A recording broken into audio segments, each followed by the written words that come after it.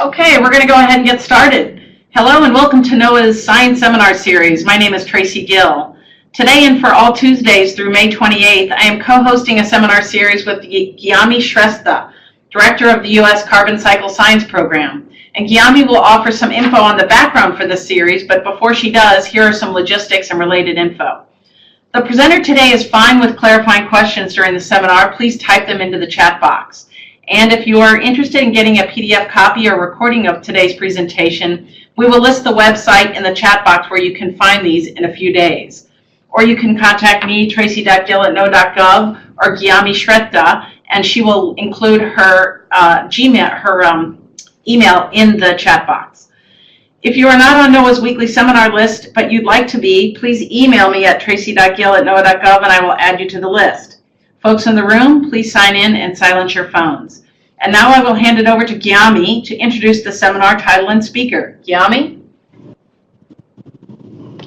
Thank you, Tracy.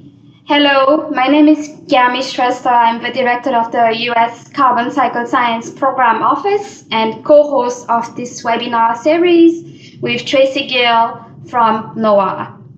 Today's seminar is the sixth in a 3-month seminar series titled From Science to Solutions, the State of the Carbon Cycle, which is focused on communicating the second state of the Carbon Cycle Report findings in relation to current and broader societal impacts and solutions.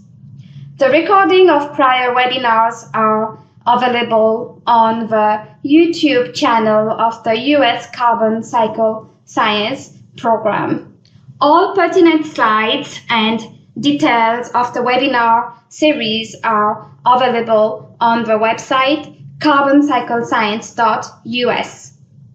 This webinar series is sponsored by the U.S. Carbon Cycle Science Program in partnership with NOAA. For those who don't know about the U.S. Carbon Cycle Science Program, we are an interagency partnership led by the Carbon Cycle Interagency Working Group. We coordinate and facilitate federally funded carbon cycle research with the science community, and we provide leadership to the U.S. Global Change Research Program on carbon cycle science priorities. We are one of the longest running U.S. interagency groups in global change research. The U.S. Carbon Cycle Science Program also led the development of the second state of the Carbon Cycle Report with a diverse team of over 200 U.S. and international experts. This decadal assessment that covers carbon cycle science across the U.S., Canada, and Mexico underwent rigorous multi-draft peer review by the U.S. National Academy of Sciences, the public, and 13 federal agencies and departments before its release in late 2018. On behalf of my colleagues, I would like to express our deep gratitude to NOAA and particularly Tracy Gill, as well as all webinar speakers for making this 14-week webinar series possible. Today's seminar is titled Carbon Cycle of North America and Research Needs for Enhancing Carbon Dioxide Removal. Our presenter is Dr. Richard Birdsey, Senior Scientist, Woods Hole Research Center, one of 5 science leads who took charge of multiple chapters, ensuring scientific consistency and integrity and coordination across multiple chapters of the second state of the Carbon Cycle Report. Now, webinar series co-coordinator Tracy Gill from NOAA will read our speaker, Dr. Rich Birdsey's bio. Dr. Richard Birdsey is a specialist in quantitative methods for large-scale forest inventories and has pioneered development of methods to estimate national carbon budgets for forest lands from forest inventory data. Rich recently received from the U.S. Forest Service as a distinguished scientist and was the program manager for the for global change research in the Northern Research Station. He was lead author of 2 special reports for the Intergovernmental Panel on Climate Change, which was awarded the Nobel Peace Prize in 2007. He was a lead author of the first North American State of the Carbon Cycle report and is currently a member of the science team guiding the second report. He has contributed to several assessments of climate change in the U.S. He served 3 years as chair of the U.S. Government Carbon Cycle Science Steering Group. He has published extensively on forest management and strategies to increase carbon sequestration and facilitated the development of decision support tools for policy and management. He was recognized by the U.S. Department of Agriculture as a major contributor to creating a new agricultural commodity, carbon. Dr. Birdsey is a member of a team of scientists developing and implementing the North American Carbon Program, an international effort to improve quantification and understand causes of carbon exchange between land, atmosphere, and oceans. In recent years, he has been actively working with Mexico and Canada to improve monitoring, verification, and reporting to support climate change mitigation, with an emphasis on reducing deforestation and forest degradation and promoting sustainable forest management and improving forest management in the 3 countries. He is currently working with the Forest Service National Forest System to implement carbon assessments for all of the U.S. national forests. Welcome, Rich, and thanks for presenting your work here at the NOAA Science Seminar today. Take it away. Hey, thanks, Tracy and Gyami. It's a pleasure to be here, and also thank all the participants. I see there's more than 30 linked in, so I appreciate your time here early in the afternoon. I'm going to be talking about 2 different reports. Let me just find the button here. Not fast. There we go. Yeah. The main one is the State of the Carbon Cycle report. As mentioned, I was one of the science leads and helped write a couple of chapters. About the same time that the Carbon Cycle Science Report was released, also on a companion, well, not a companion, but a similar, another report was produced by the National Academy of Sciences on negative emissions technologies and reliable sequestration. And I was also a member of that committee. So I'm kind of linking the 2 here. We'll talk first about the carbon cycle of North America. And then I'll shift gears for the last third of the talk to looking more specifically at technologies to remove carbon dioxide from the atmosphere and what is the research needed to make that work. So talking about these 2 reports today. Lots of authors. I'm not going to go through the list, but there were a couple of hundred or more on the State of the Carbon Cycle report, and then the National Academy of Sciences Committee had about 20 authors, and quite a few people from the Academy itself helped produce that report. So I'm presenting on behalf of all of these great scientists who contributed to these reports. My topics will follow this outline more or less. We'll review the North American carbon budget and talk a little bit about the future projections. What are the consequences of changes to the carbon budget? We'll dive into the anthropogenic drivers, which helps us understand the implications of the carbon cycle and carbon management. And then we'll wind up with information about some research needs. So what's new since the first State of the Carbon Cycle report? It was published in about 2007, so a little over 10 years ago. The second report, just published this last fall, had more detail about soil carbon. We highlighted Arctic and boreal ecosystems more than in the past. We highlighted tribal lands in a chapter there. We gave much greater emphasis on aquatic systems. 4 full chapters in the new report took a real deep dive into the aquatic systems. we had more emphasis on understanding the role of societal drivers and decision making, and tried to be more comprehensive about the carbon cycle by including additional information on methane.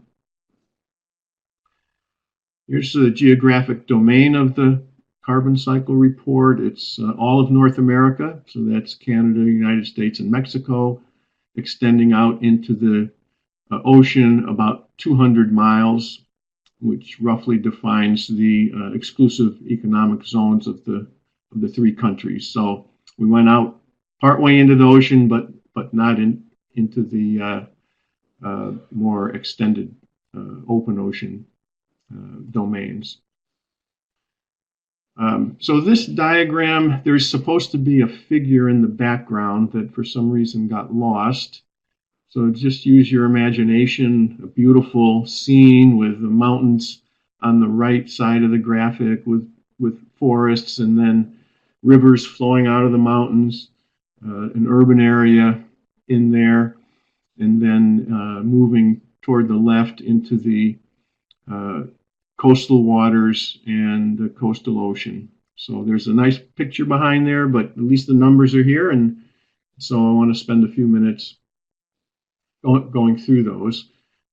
First, the largest number, as you all know, is the fossil fuel emissions, nearly 2 petagrams of carbon per year. Also, two other large sources of emissions are the net emissions from inland waters and then the emissions associated with harvested wood products. On the opposite direction, the removal of carbon dioxide from the atmosphere, ecosystems are taking up about a petagram, and then there's a net uptake by tidal waters in the coastal oceans of about 177 teragrams.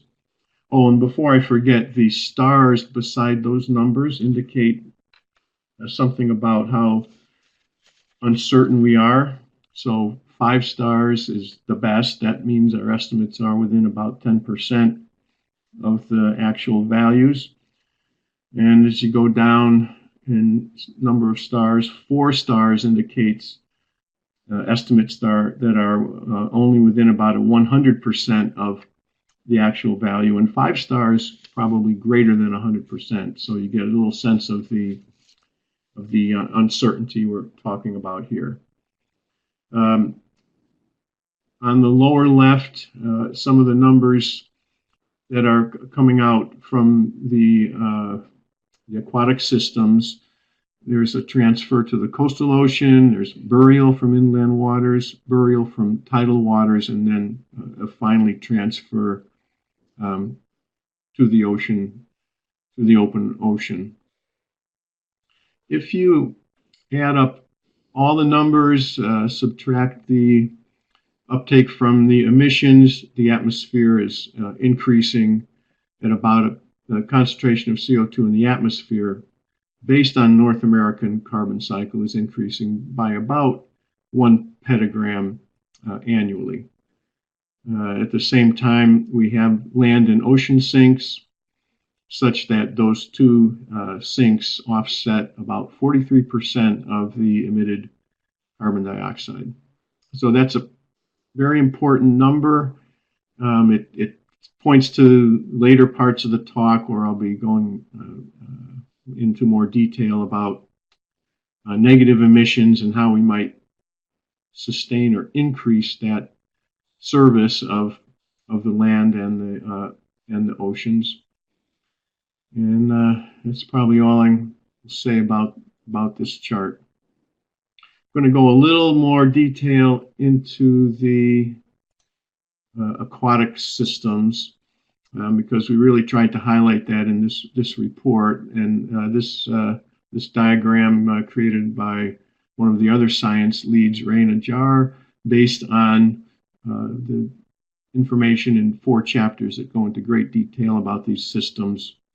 Going from left to right, you have the lateral transfers in the middle of the diagram. So terrestrial wetlands, the carbon going to inland waters, estuaries, coastal ocean, and open ocean, and then sediments or soil on the bottom. So those are the transfers into those parts of the land systems or coastal systems, and then the emissions or removals from the atmosphere along the top. So we have a lot of detail about these aquatic systems, and I'm going to go back to the previous diagram for just a second and talk about one of the larger numbers here, the net ecosystem carbon uptake. This is not a measured quantity, but it's inferred in part from the estimates about the aquatic systems. So if the logic here is if these estimates are accurate, which we could question given the uncertainty, these estimates are reasonably accurate, let's say, then there must be this amount of uptake coming into the land ecosystems and transferred into the aquatic systems, including the other carbon sinks that aren't shown in this diagram, but that would be the other land ecosystems taking up carbon. So that's forests, wetlands, agricultural soils, and so on. So just to give you a little synopsis of all the numbers that are flying around here or there. One of the major advances since the first State of the Carbon Cycle report has been a reconciliation or a confluence of estimates from land and well, in situ inventories of the land and water systems with the atmospheric inversion estimates. So the inventories are in the brown line on the top part of the graph. A negative number indicates removal of CO2 from the atmosphere. And if you trace the numbers from the land inventories since SOCCR1, they've been showing an increasing sink until we get to about the 600 teragrams of carbon, shown on the other slides. And then when you look at the atmospheric inversion measurements, they've been decreasing in size from around 1,000 or so teragrams at the time of the last carbon cycle science report to nearly an equivalent estimate to the land inventories of about 600 teragrams per year. So that gave us some confidence, or at least more confidence now, in the numbers when these two really different approaches to estimating the land atmospheric carbon exchange have converged, and gives us some confidence that maybe all these numbers are adding up correctly, even if some of the individual estimates still have high uncertainty.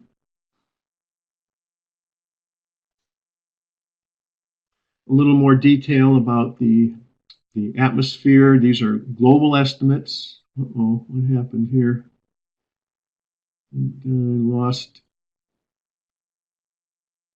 I seem to have lost the diagram. What happened to it? Oh, wait a minute. Push it down.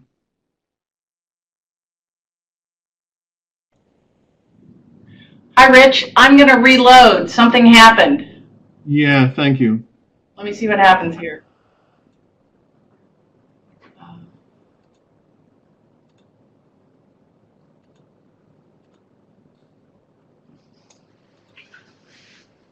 Sorry, folks. Hold on. Something should just take about 30 seconds to load. All right, there we go. Okay.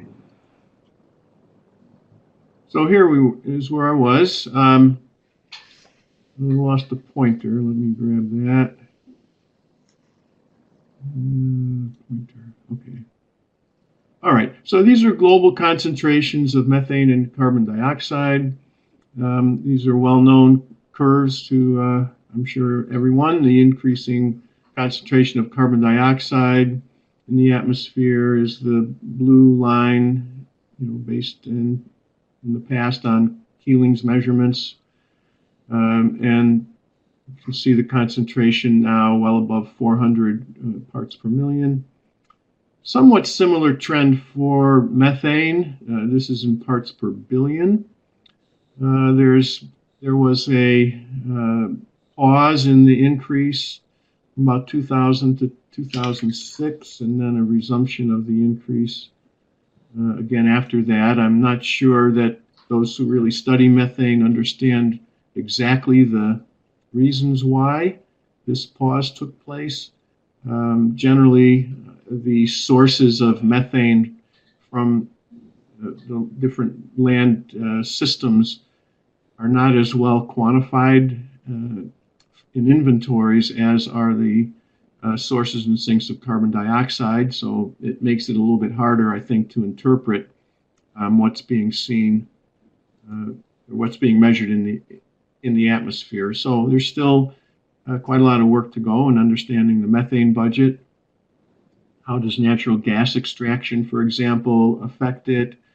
I just read some papers coming out the other day about methane emitted from trees, somewhat in different quantities than had been thought.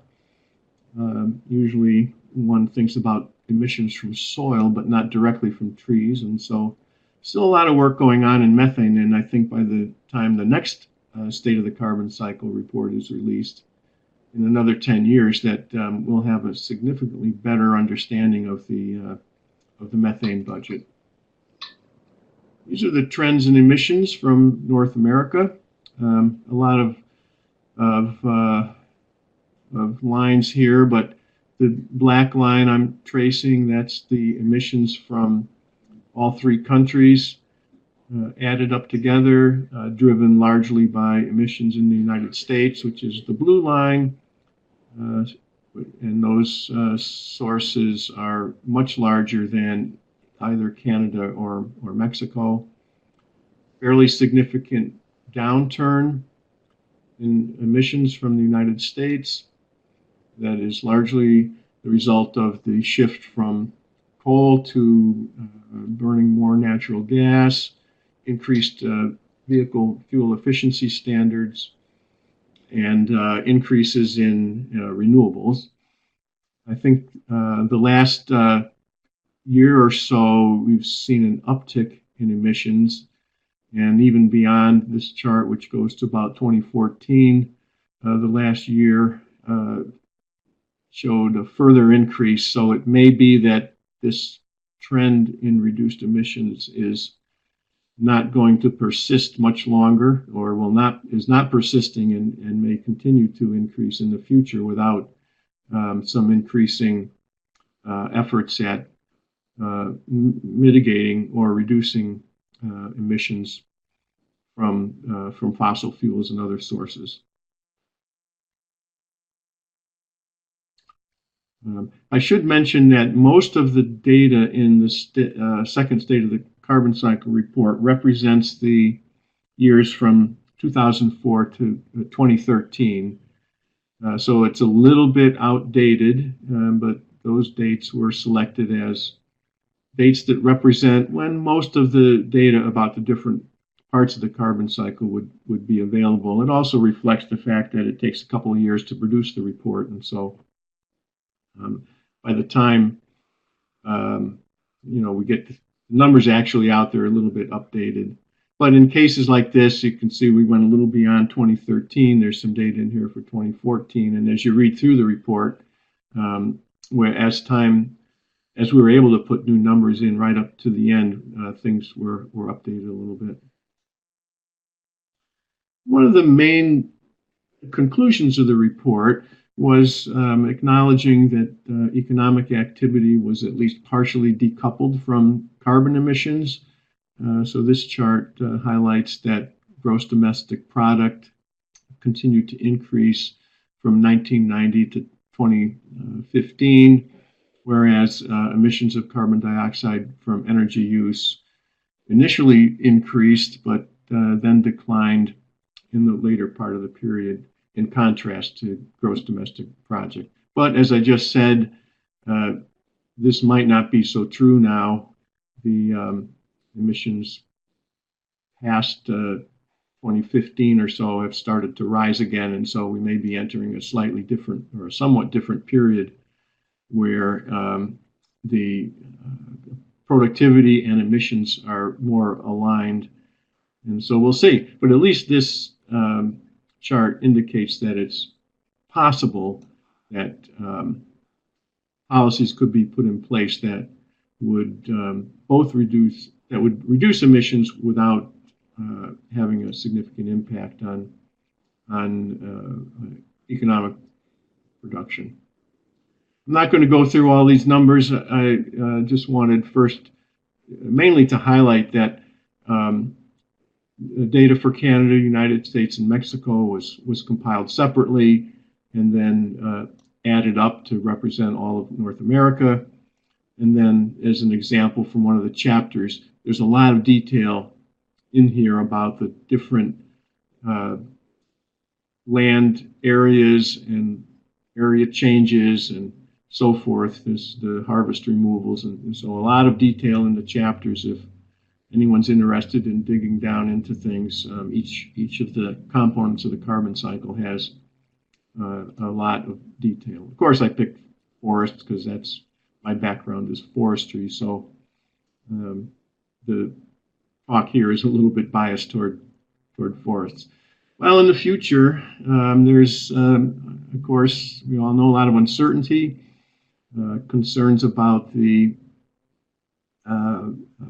urbanization trends, more frequent droughts, more frequent and more intense wildfires, and warming, all of which affect emissions of greenhouse gases or removal of carbon dioxide from the atmosphere, leading to a rather significant concern about the capacity of land and oceans to continue to act as carbon sinks. The report really highlights the changes going on in the permafrost zone and the boreal forests. Those areas store significant amounts of carbon, and these stocks are considered to be highly vulnerable to warming. And so, although the report did not currently assess large emissions from these systems, the data is pretty thin in that part of the world, and there's a lot of work going on right now, including numerous studies from my institution, the Woods Hole Research Center, to really pin down the sources and sinks and how warming, how changes in permafrost and changes in fire regimes and the factors that really are driving the carbon sequestration in that area, how that's changing and what might happen in the future. And then the other area that's still highly uncertain is how much mitigation will actually take place. There seems to be a great deal of interest globally in taking actions to reduce emissions and increase removal from the atmosphere, but it's a terribly complex process to make that happen. There's a lot of politics involved, as you know, and so a great deal of uncertainty as to how effective actions will be. Up till now, we've not really seen a significant turnaround in reducing atmospheric greenhouse gases. So we have a lot of uncertainties that we highlighted in the State of the Carbon Cycle report. Some of them are shown here. As already mentioned, the Arctic and boreal ecosystems, a lot of work going on there to try to improve our knowledge and reduce the data gaps. Pretty much all of North America, we need improvements in understanding of changes in soil carbon, what's going on with wetlands and the inland coastal waters. For example, we don't really understand how much carbon is transferred from the land into the aquatic systems. We can see what's happening within those systems, but there's no real measurements of transfers from different parts of the land base into the aquatic system. So that's an area of great uncertainty. And also tropical ecosystems. Mexico's made many improvements in observation systems over the last decade, but still quite a lot more to go to pin down what's going on in tropical systems. And then at the bottom, just have a few other areas, not map-based, but just generally considering how to improve understanding of how human activities affect the carbon cycle, the feedbacks between concentrations in the atmosphere and terrestrial systems, what's going to be the consequences of natural disturbance alterations caused by climate change, and then the societal responses to these changes. Many consequences of increasing atmospheric carbon dioxide on the land and the ocean.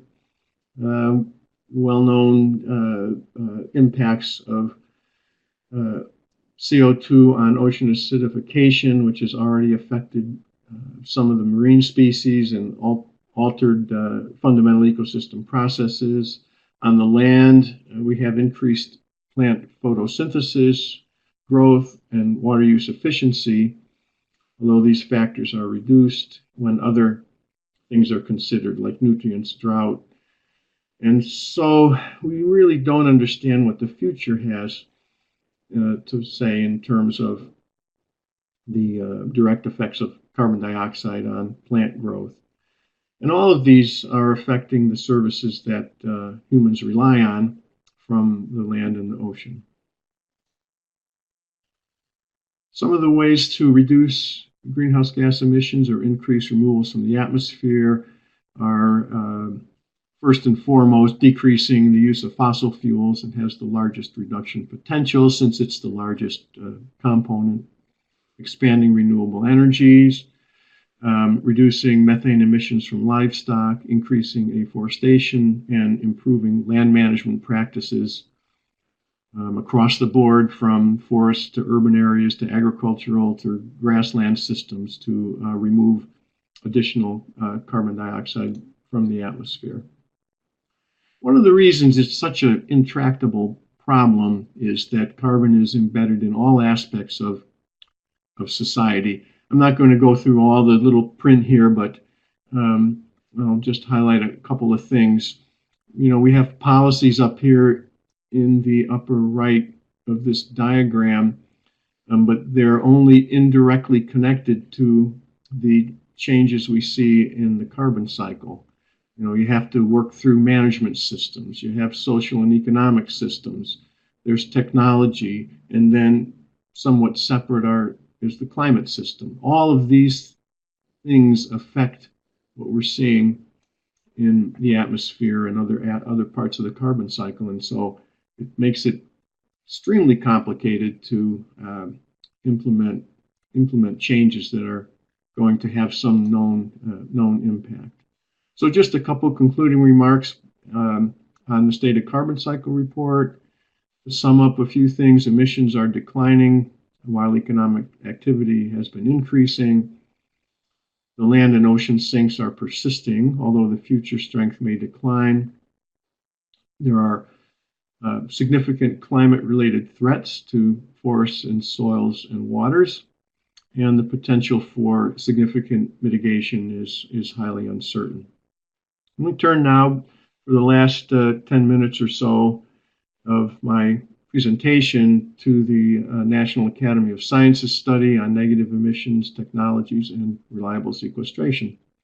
The two purposes of this report were first to assess the benefits, risks, and sustainable potential for negative emissions technologies and reliable sequestration, and then second, to define the essential components of a research and development program, including the costs and potential impact. So the idea was to take a look at the systems, how are different technologies operating now, what's the potential to scale them up, and then what do we need to get these going. And you've probably seen a diagram like this. There's several of them been published in recent years. But when you look at the business as usual emissions, following this trajectory on the upper line, and the emissions that are necessary to achieve or to limit warming to 2 degrees or below, there's a big difference here that has to be resolved through mitigation. Way down at the bottom in blue are negative emissions technologies.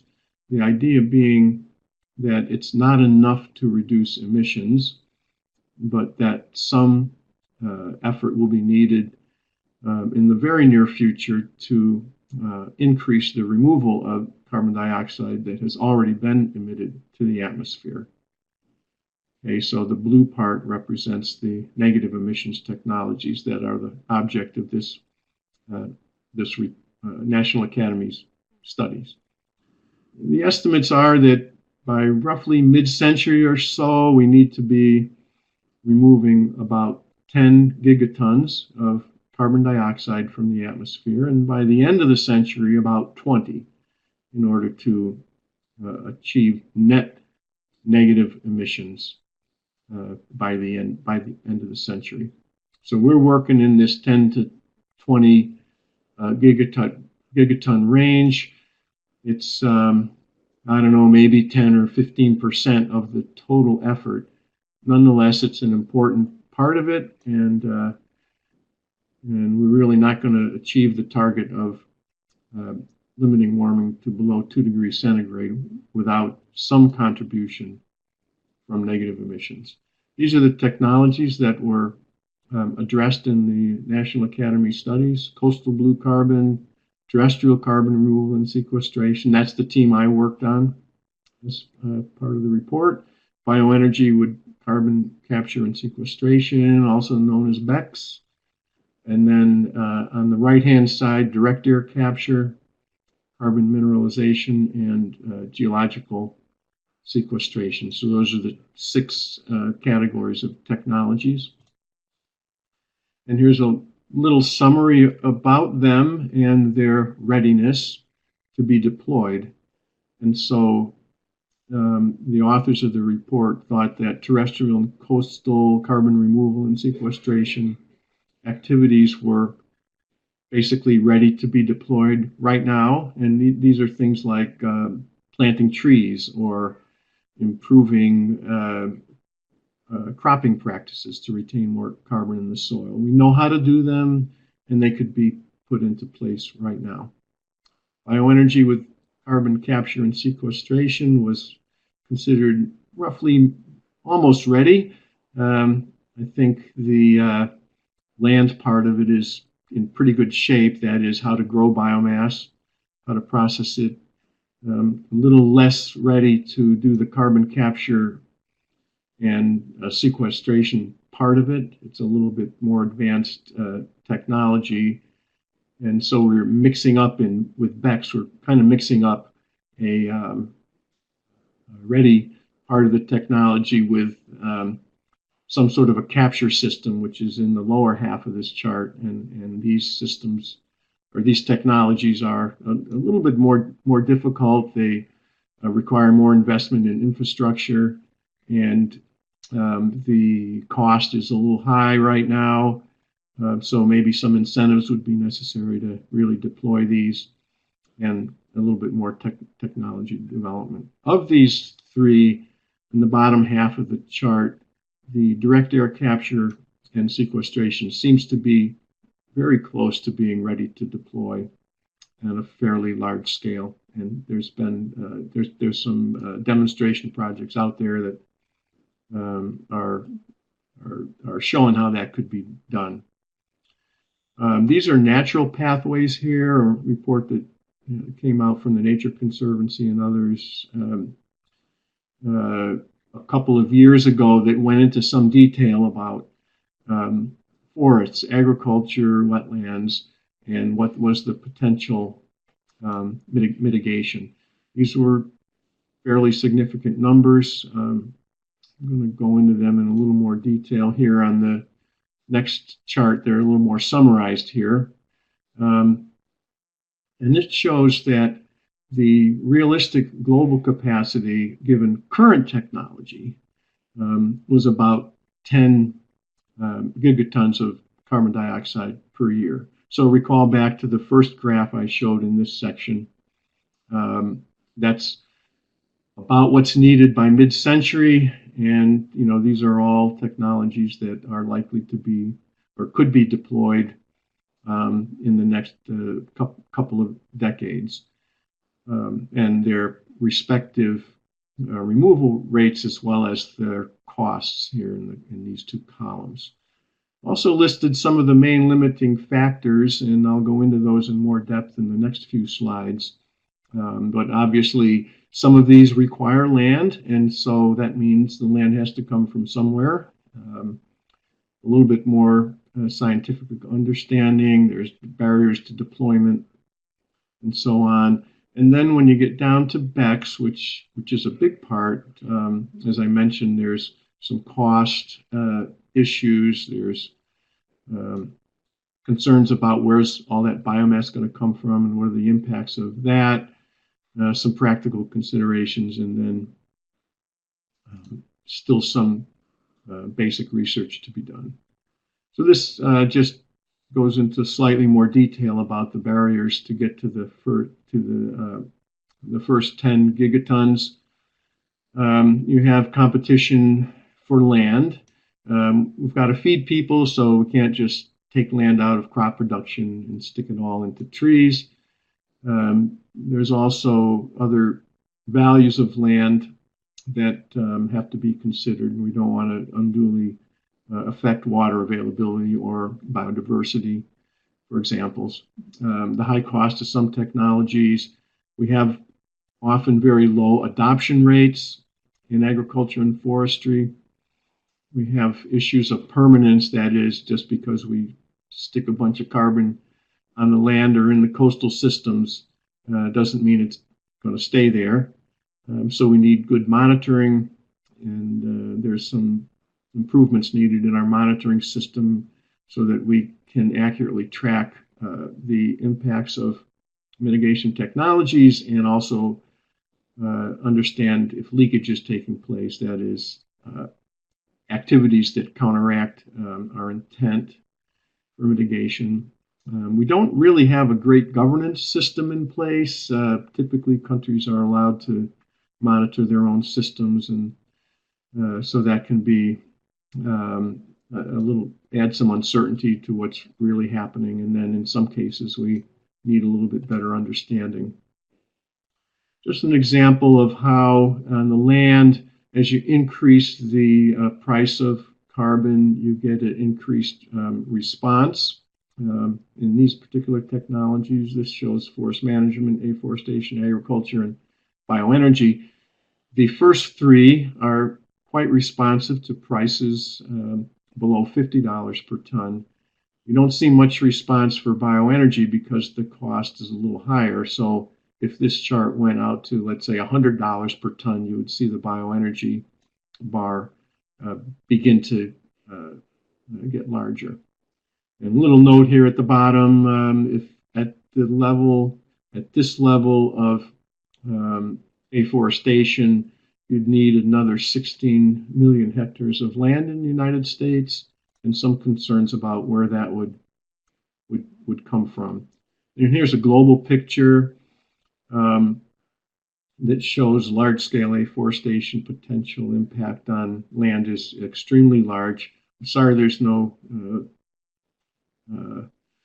legend here, but or no scale, but the main point is if we increase the area of forest land, it's got to come from somewhere, and it tends to come out of lands that could support forests, which are pasture and cropland. For that reason, we took quite a conservative look at the actual potential compared to the technical potential of the land systems.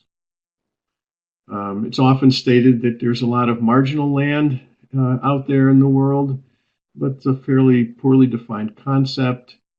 And of significant note is that about 1/3 of the world's population is living on, quote, marginal land. And so it's not, you can't just go say we're going to do something else with that land and not consider the current use. One of the big concerns about BECCS is that that it would increase pressure on forests, and this is a study that looked at how much loss of forest would take place and this is a widespread or a high utilization scenario, utilization of wood biomass for bioenergy, and the darker red areas are where areas that would be significantly impacted if bioenergy is increased. And so that's a big concern about those who like forests. And it would also reduce the land sink. So a lot of this increase, for example, in the northeastern United States, would be based on trees that are getting older in those regions. And if we start harvesting that growth, we not only lose large trees, but we lose the sink capacity. So fairly significant concern. I think the answer is to grow dedicated energy crops, and many of them non-woody crops. For example, as shown in this little chart, the production of grasses, miscanthus, and so on is a little bit higher than woody biomass, and so it's also we're also more able to do genetic improvements with grasses, and so in the future, if we dedicated land to grasses for bioenergy rather than harvesting wood, the impacts would be less. So getting toward the end here, some of the research needs to support increasing carbon dioxide removal by the land are studies to understand ecosystem responses, particularly soils, to different factors. How to achieve full participation by landowners and reduce barriers to deployment. Usually in forestry anyways, we only get about a 10% response to any sort of incentive program, and so it's very difficult to reach enough landowners to have a big impact. And then thinking about the impacts on biodiversity, water, and other land values. How do we deploy land-based technologies and not affect other resources? And then we're tinkering around with markets for timber and crops and so on. Those might have secondary and tertiary impacts. And we need to pay still a lot of attention to the monitoring and accounting systems that need to be deployed at the same time in order to have effective mitigation technologies. Frontier technologies, we talked about a few that with respect to the land, increasing the preservation of harvested wood. We currently lose a lot of the carbon in harvested wood products to the atmosphere, and so there's an opportunity to increase that. Some secondary forests could be harvested a little more, and coupled with increased preservation of wood. And then there are a number of cropland and grassland practices that could be deployed, and with a fairly significant global impact on carbon dioxide removal.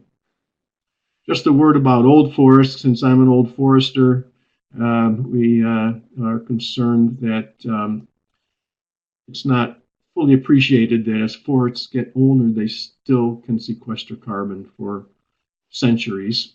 And so there is still a concern among many of us that reducing the area of old forests could have some negative consequences, not only in terms of lost production capacity, but in terms of the other values that we have for our forest lands.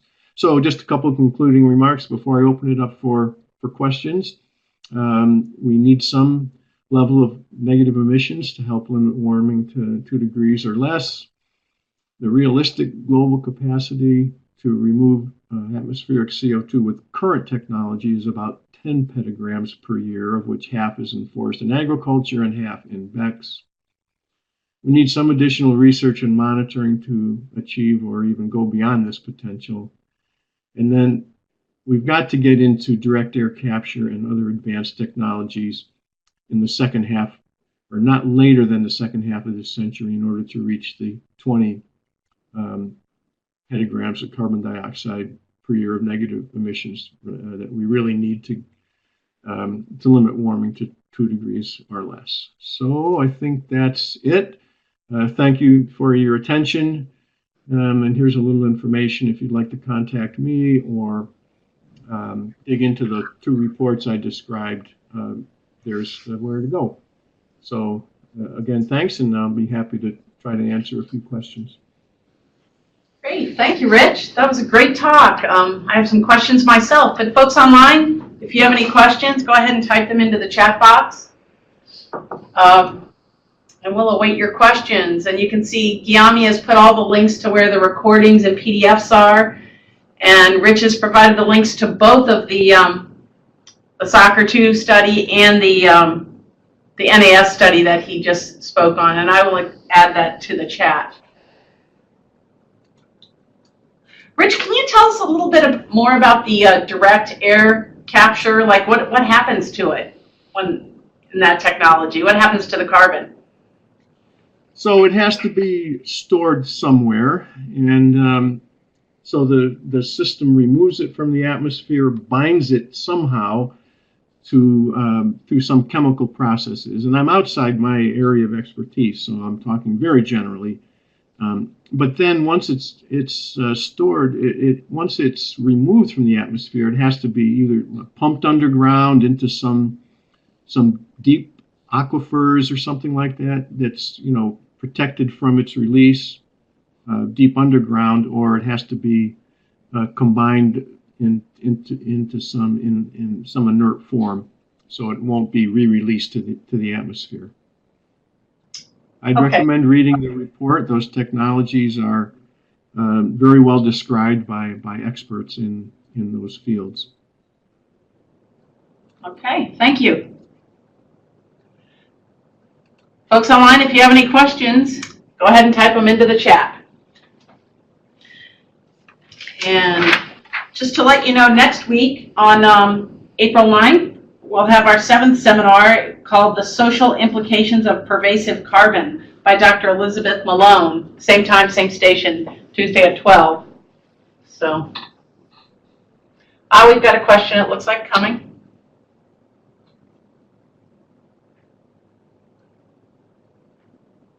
Maybe not. Mm.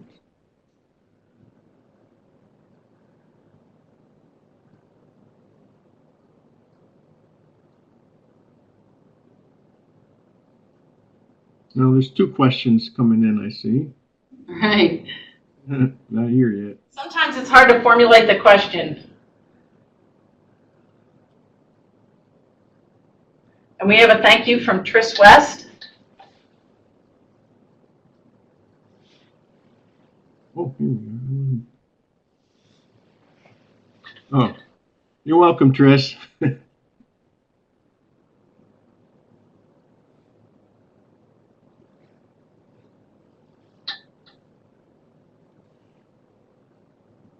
Well, in the interim, I just want to acknowledge once again the many authors that contributed to these reports, and not only the authors, but the agencies and the National Academy for really working, for sponsoring the work, for making sure the production of these reports took place. There's just so much that goes on behind the scenes that it's just a tremendous major effort.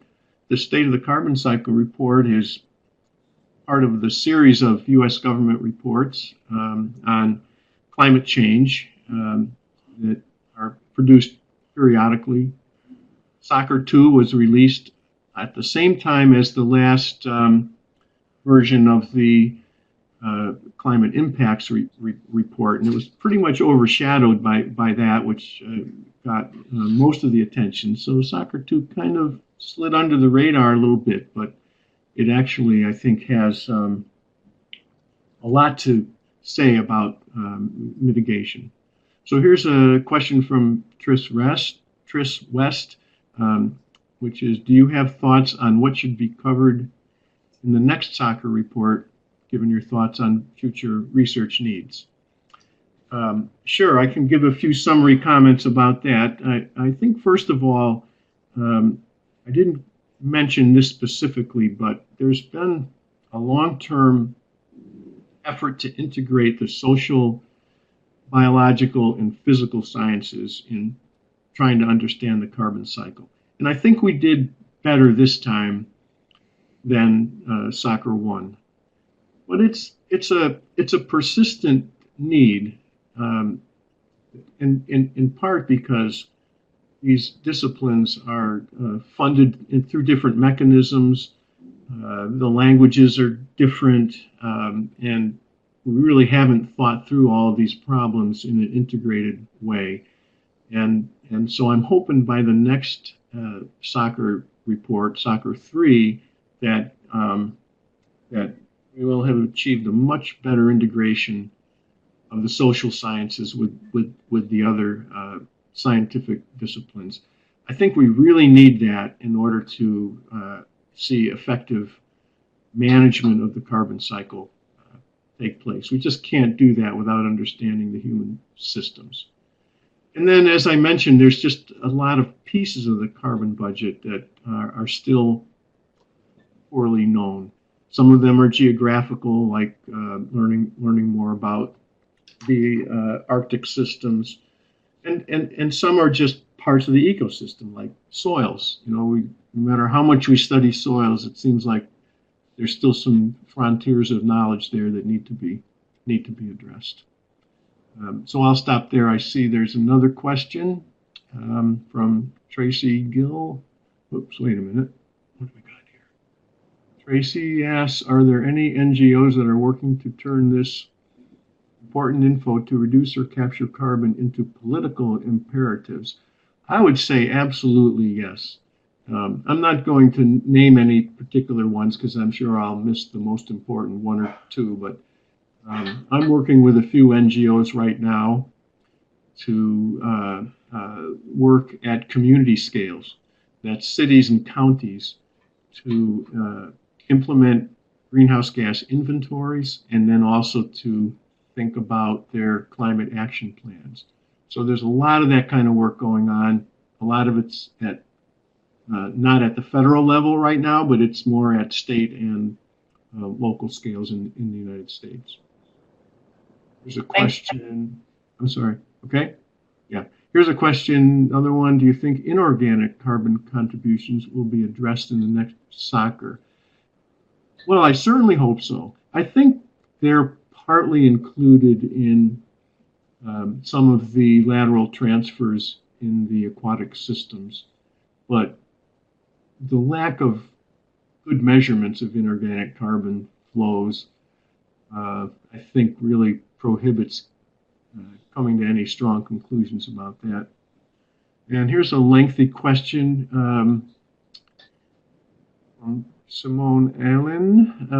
May not read every bit of it. Oh, please do. You want me to read it all? Okay. Yes. Thanks for a great talk.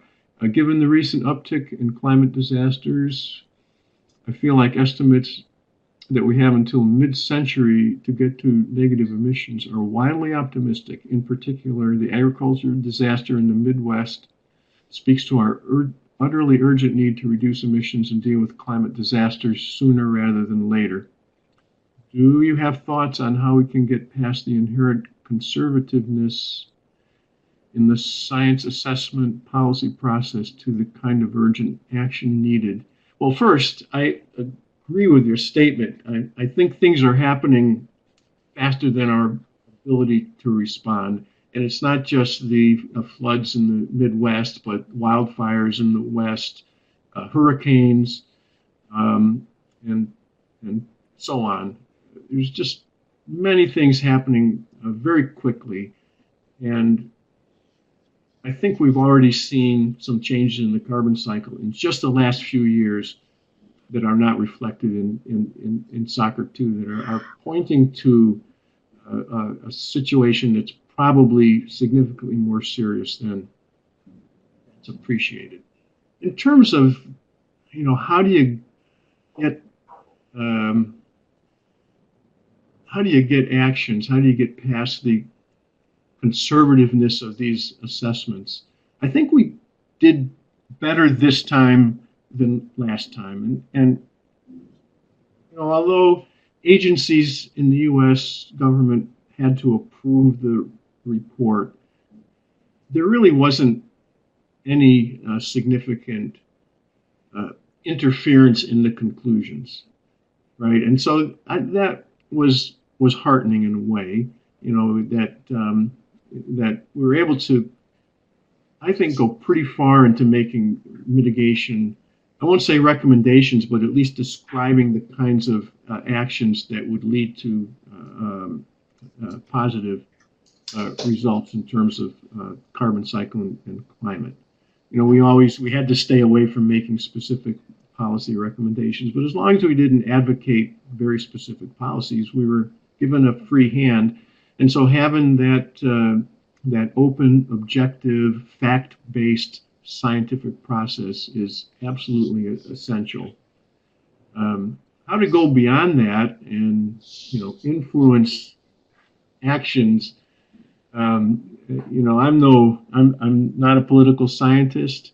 My experience, has been that for the last couple of years we've really changed tactics a little bit, and moved into working at state and local levels, and that remains to be seen if that can be effective. But there's certainly a lot of interest, and I think that will hopefully generate more of a bottom-up push, so that the federal government will have an interest in implementing some of these necessary policies that's equivalent to what's happening at the state and local level.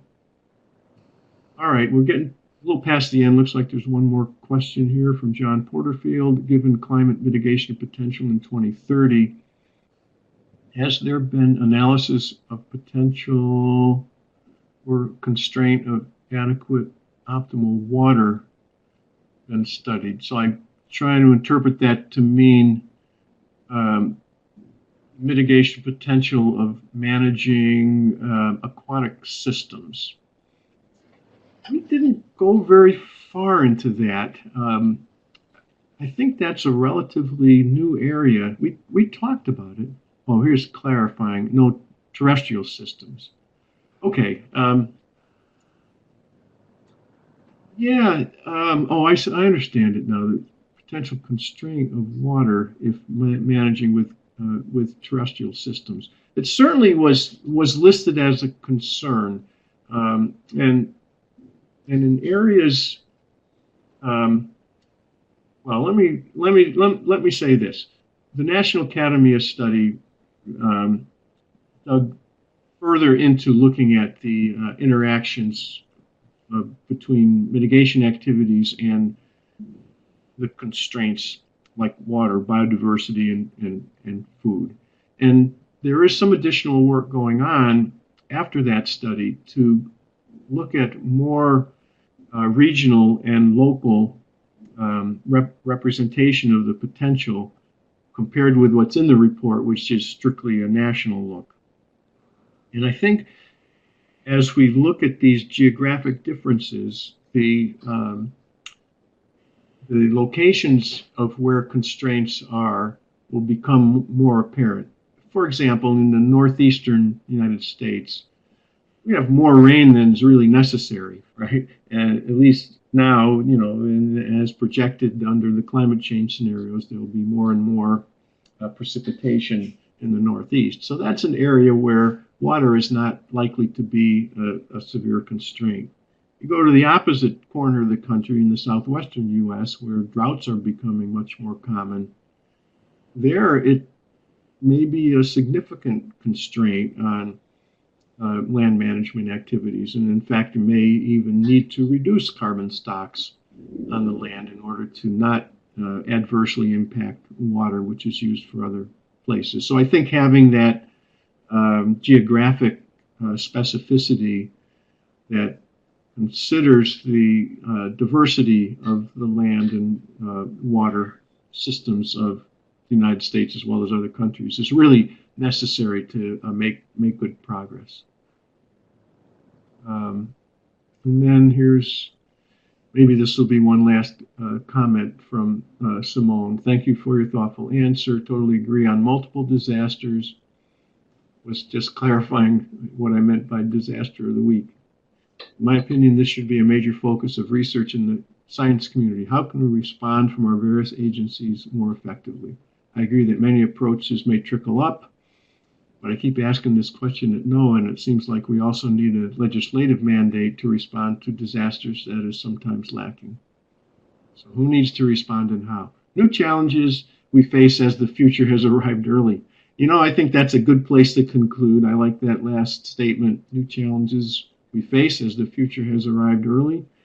And I think the future is here. So again, I just thank everybody for paying attention and for the good questions at the end. Thank you. Thanks so much, Rich, and thanks for joining us, everyone. Thank you, Gyami, for setting this up, and thanks for all your thoughtful questions, everyone. Dan has one final thought. Oh, thank you, Rich. Okay, everyone, we're past the hour, so we're going to say goodbye, but thank you for joining us. And thanks, Rich. Yeah, thank you. Bye-bye. Bye-bye.